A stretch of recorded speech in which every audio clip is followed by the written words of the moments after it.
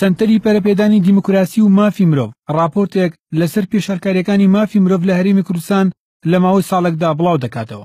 لە راپۆرتەکەدا 736 حاڵەتی پێشەلکاری تۆمار کراوە لە سەرەتای مانگی 2 ساڵی ڕابردوو تا کۆتایی مانگێکی ئەم ساڵ. زۆرترین ئەو پێشەلکاریانەش کە لە ماوەی 1 ساڵدا تۆمار کراون بەگشتی بریتین لە جێبەجێنەکردنی بڕیارەکانی دادگا و داڵدەدانی تۆمەتباران و هێرشکردنە سەر دادوەران و دادگاکان و ڕێگریکردن لە ئەنجامدانی کاری دادگاکان. راپۆرتەکە حاڵەتەکانی پێشەلکاری لە دادگاکان و بنکەکانی پۆلیس و ئاسایشدا تۆمار کردووە. بەپێی راپۆرتەکەش 309 حاڵەتن و بریتین لە جێبەجێنەکردنی بڕیارەکانی دادگا و دەستگیرنەکردنی تۆمەتباران و وەڵام نەدانەوەی نووسراوەکانی دادگا.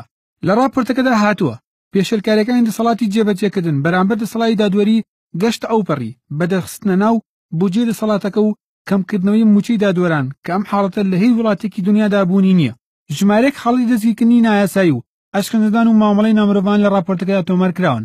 هەروەک لە راپۆرتەکەدا هاتووە ژمارەیەک حاڵەت تۆمار کراون لە دادگاکانی سزای مەدەنیەکان وەک دواخستنی دادگایی بۆ ماوەی دوور و درێژ و پابەند نەبوون بە ڕێکاری یاساییەکان. محەممەد نەجیب NRT